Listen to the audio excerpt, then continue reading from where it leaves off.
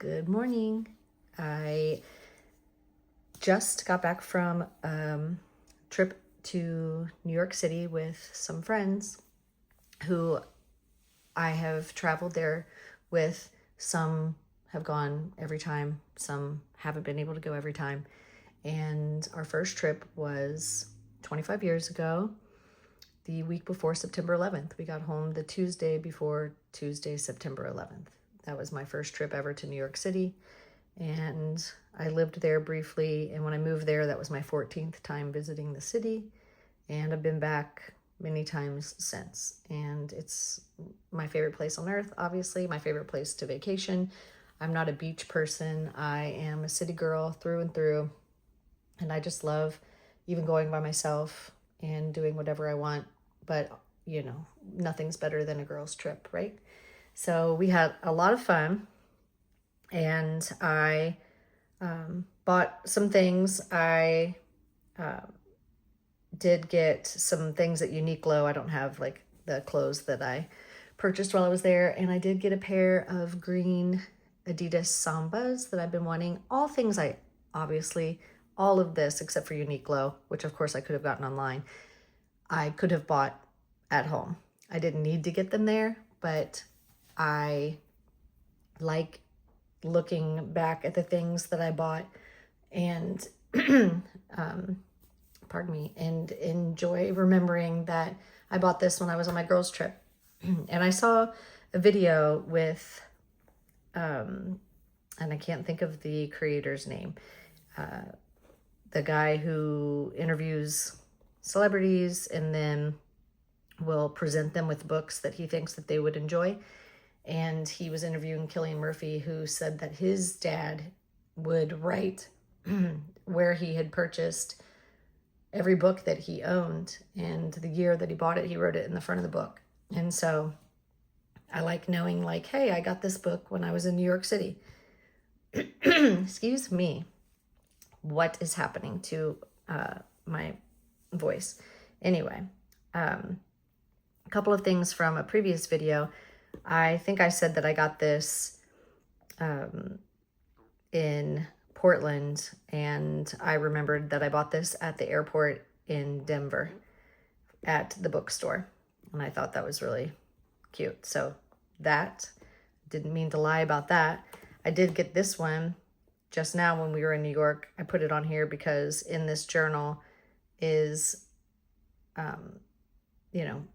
entries about what we did while we were in New York. So nothing else has changed on the front of that.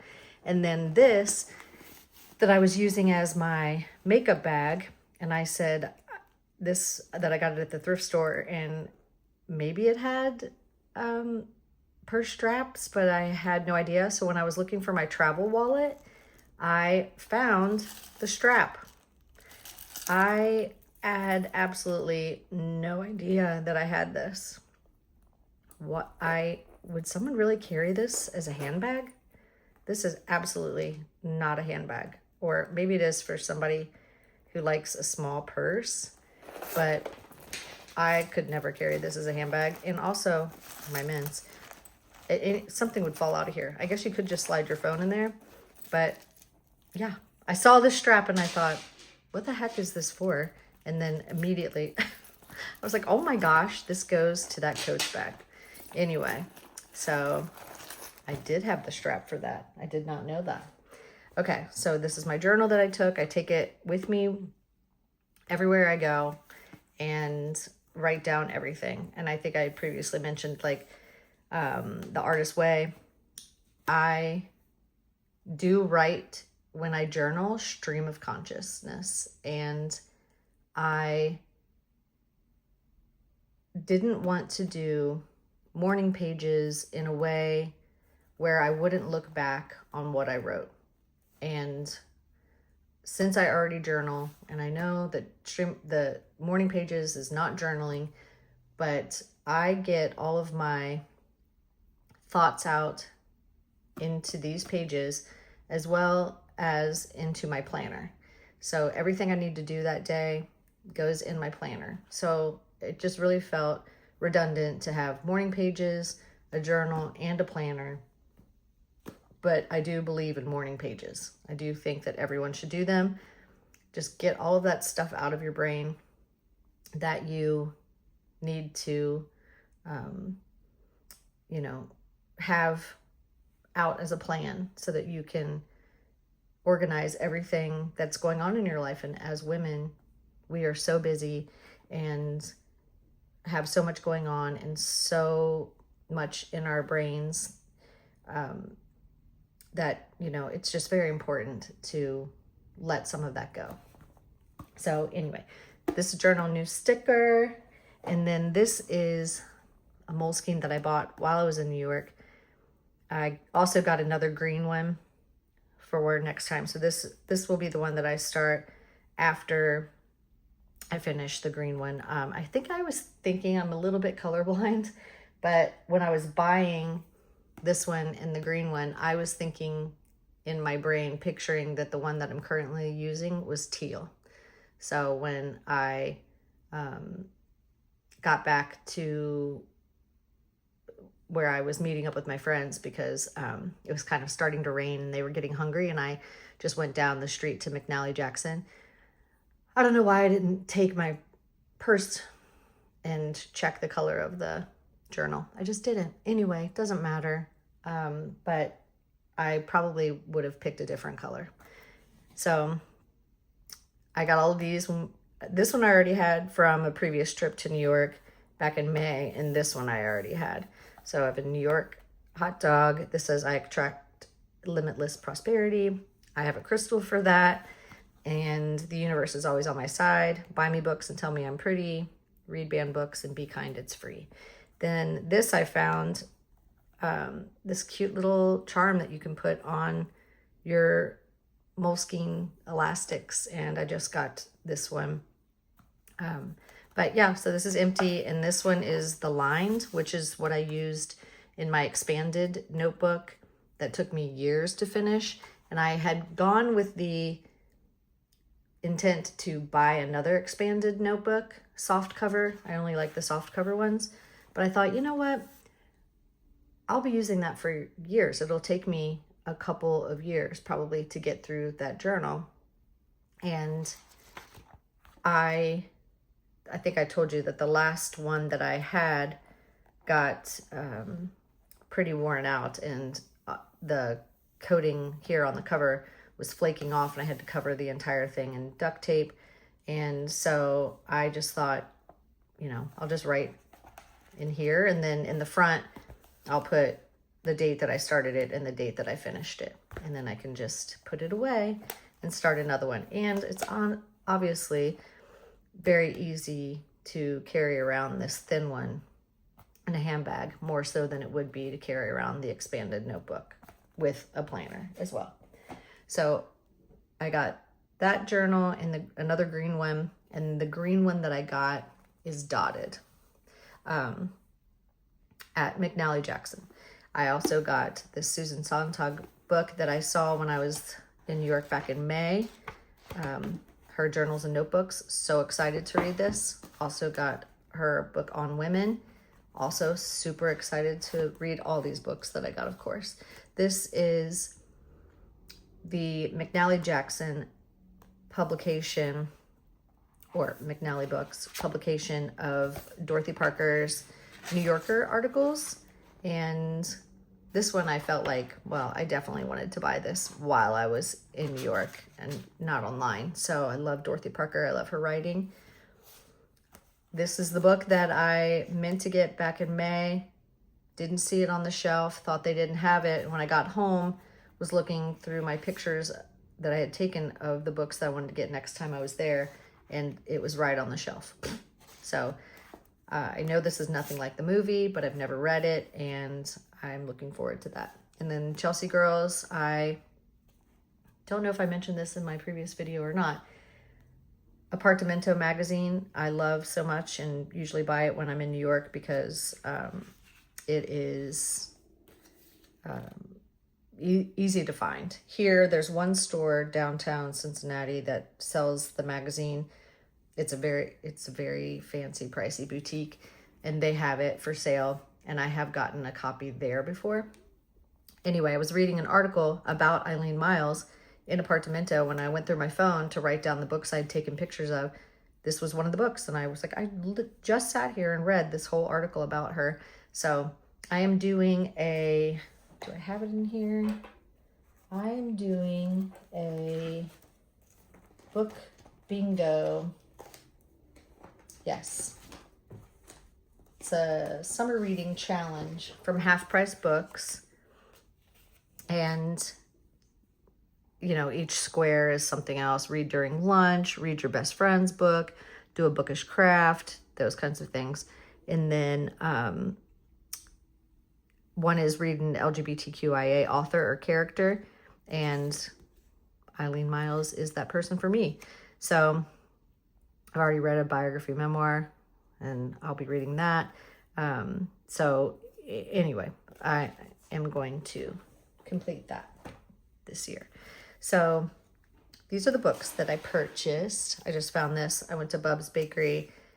It is on Lafayette. Yes, on Lafayette. It's a soy-free, nut-free, egg-free, dairy-free, gluten-free bakery, and their baked goods are unbelievable. And I got a giant egg and cheese biscuit, and it's about that big and the most delicious thing. So last time I showed you that I was using my purple Filofax as my planner, even though in this planner I have been using the Hobonichi, and I do love it. I love that it has a full-sized monthly calendar as well as the weekly calendar and the daily pages, because I love to just write all kinds of stuff on there. So I was using the purple Filofax to see if I wanted to use that next year. And this one was my work planner. But because I am so incredibly fickle when it comes to planners and just wanting to find the best system for myself, I've already switched. Since I made my planner video. Now this one has the new planner inserts for next year, the end of this year and next year in here up until June. And I thought, you know, I bought this, and not that I don't use my work planner like as my catch-all for information, studying, like things, you know, expenses and all of that. I don't go to it as much as I would go to a regular planner. And this one, I thought, if I want this to age and patina well, then I'm going to need to use this every day. So if I want the scratches to show up on here and I want it to obviously get better with age, this is something that I'm going to need to have with me all the time. So the inserts are obviously heavier than this, and having this planner with me. And I am able to put things in here that, you know, any mail or important papers I can stuff in the back there, or even like whenever I put my pen, sorry, the camera is shaking. When I put my pen inside the planner, I can still snap it closed, doing this one-handed, and you know, that's completely fine and it doesn't fall out. So this one is heavier because I have more in it. Got my paper, I have all of these inserts, I have this second section for the daily plan I showed, this one for the meal planner, and then you know, just random things, and then my catch-all notebook. So I think that this is going to be super nice, and it will look so good the more that I use it and wear it out. So that is the update from my trip, my girls' trip. We had such a great time. We saw 2 shows while we were there. We saw Titanic, which I picked as a surprise because one of my girlfriends has the most beautiful singing voice, and she does look a lot like Celine Dion. And people have told her that since Celine Dion became a famous singer. And it was hilarious, inappropriate. Jim Parsons starred in it, as well as Frankie Grande, Ariana Grande's brother, and it was really good. And I did, my friends and I just kept turning around and laughing at each other. I had my hands over my face and my mouth for quite a while at one of the lines. It just was really, really good. And then spontaneously on our last night there, we were kind of shopped out and, just we're going to be wandering around the city for a few hours. And we were just like, let's go see the Lost Boys. And so we bought tickets from Today Tix, super cheap, $60 for the tickets. And it was the most insane musical I have ever seen. Not because of the musical, but because of the crowd. And we sat there. At one point, I leaned over to my friend and I said, what am I missing? What is happening? And she said, I have no idea what's going on. The crowd, the screaming, the cheering. I mean, nothing really happened and everyone was screaming and clapping and cheering. The beginning of the musical starts and then the words drop down to the floor and people went completely insane. And then one of the characters would deliver this really just, my feeling, unimportant line. Everyone went cuckoo. They did have to stop right before intermission, like 2 songs before intermission. I don't know if there was a medical emergency or something had happened. So they came over the announcements. Shoshana Bean said, we're pausing here, we're pausing. The guy was in the middle of his song and they said, we're going to take a couple of minutes, folks. And so they lowered the curtain and then we all just kind of sat there for about 10 or 12 minutes maybe. And then the curtain came back up, he came back out, picked up his song where he had left off. And then we had the intermission. And at intermission, I asked one of the ushers, this young, really sweet girl, I said, what, are we missing something? Why is everyone freaking out? She said, well, it's just becomes kind of a cult following. And I said, well, I was just wondering, is there someone really, really famous in here? And I know Shoshana and the main guy, Ali, had won a Tony for their roles.